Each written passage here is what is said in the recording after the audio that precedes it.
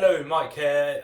Today we're going to do a brine for chicken. I've got chicken, you can use chicken or pork.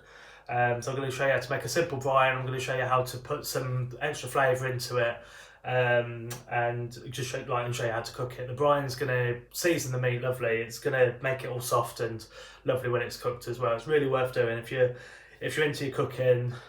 Give this a go, and you'll never go back. Doesn't take long. Like the process itself is just to make it's really quick. It's going to take you 10 minutes. Leave it in there 4 or 5 hours. You could do it before work if you wanted, and come home and get it out to cook. You can leave it longer if you prefer a more intense flavour. I find about 4 to 6 hours is ideal for this particular brine. Make it stronger, weaker, but we'll get into that.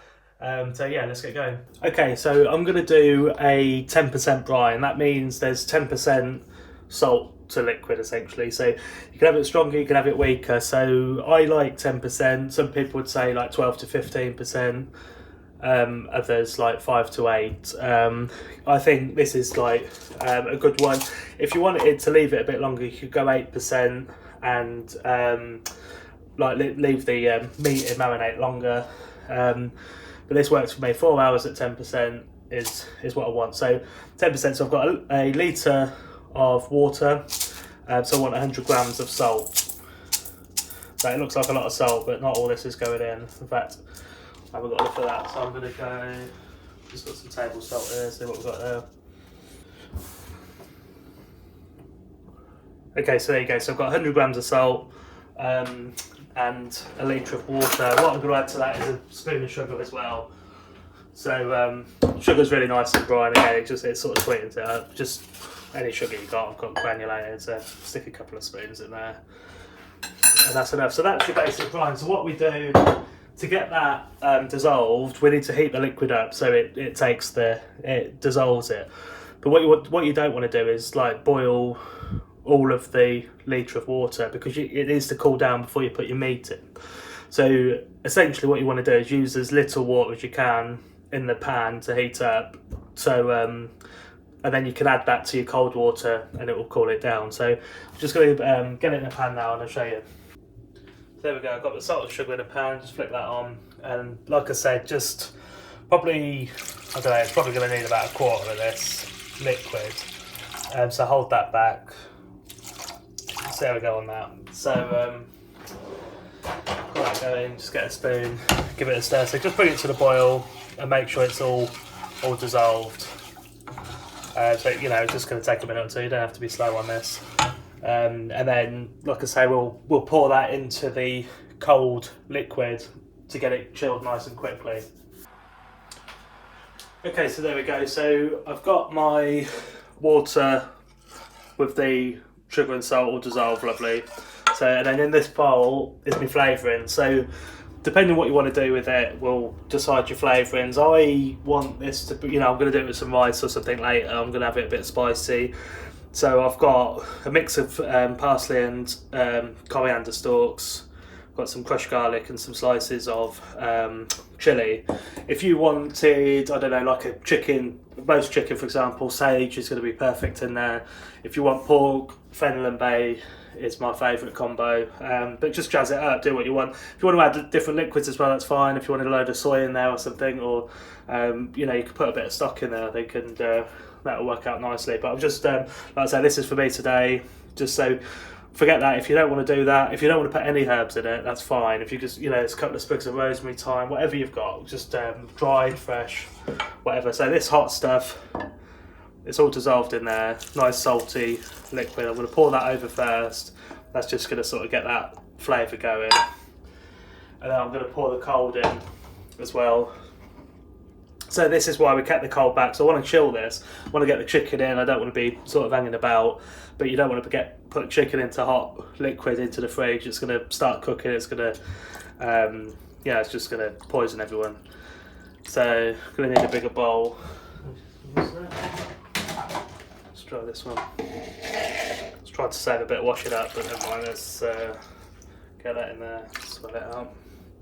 And then the rest of the liquid. So that's the brine, that's done. Okay, feels warm. I'm going to give that probably 10 10-15 minutes just to chill. Stick it in the fridge if you want. I'm in no rush, I'm just going to go and do something else. Okay, so there we go. So the liquid's cold now, so I'm just going to drop these chicken thighs in. I'm just going to open them up a bit, let all the brine around them. Use whatever you want in here. You know, I've got these thighs. I like the skin on bone-in thighs. You use skinless, boneless. You can put chicken breast in here. You can put a whole chicken in there. Whole chicken works really, really well. If you do a whole chicken, put it in upside down. I'll just get a bigger tub with a lid. Put it in upside down so the breasts get like properly submerged. But there you go. Like, let's say there's plenty of liquid. If you need more liquid or less liquid, whatever, just scale it up or down. So this is what is it? 100 grams for a litre. If you want to, 2 litres, 200 grams. Like I say, just scale it up or down. So I'm going to leave that in there now for about 4 or 5 hours. Put it in the fridge. And then when you're ready to cook, we need to take it out about half hour before, just let it dry off, but we'll cut to that in a sec. Okay, so about 4.5 hours or so later, and then I'm ready to get the chicken out now. So it's just like I say, just been sat in the fridge. And what I'm doing now, I'm going to get it out onto a sort of kitchen towel. It needs to be dry, whatever you brine, it needs to be dry before you cook it, otherwise it's just sort of going to boil in that brine, so it's that's no good. So I'm going to just put it on this towel. I'm going to just give it a dry and just sort of let it air dry for as long as you can, really. So I'm going to let this dry a bit more.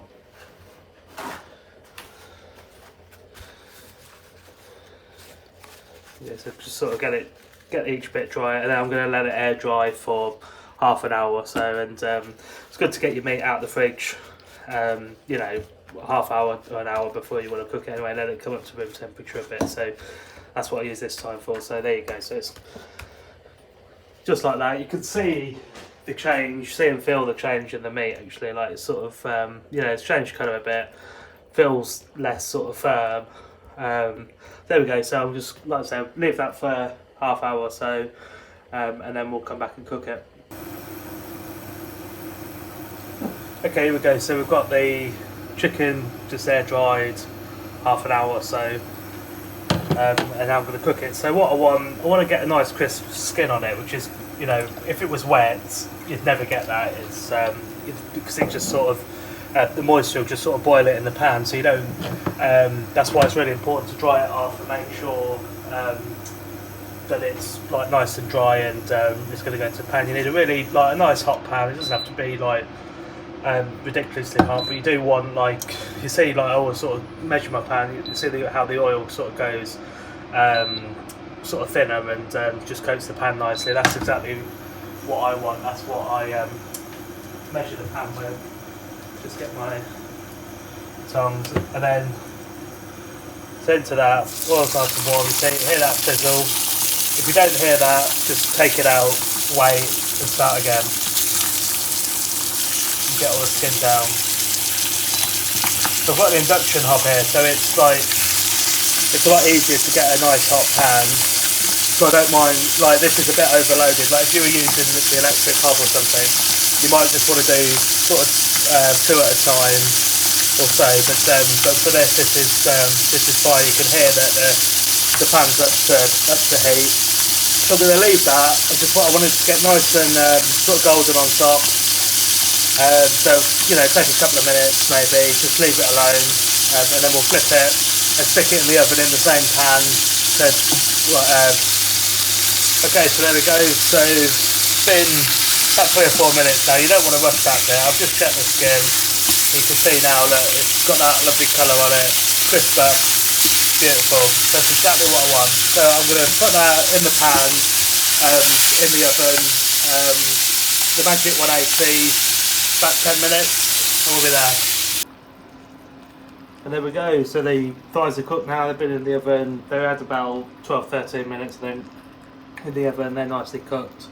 So that's that. It's you can see there, just nicely sort of crisp on top, cooked through absolutely perfect. It just adds so much flavour just doing those couple of bits before. Like I say, it is a bit more effort, but you might as well do it. If you just get it in that brine, and then when you're ready to cook, just cook them how you normally would, and it's going to be perfect.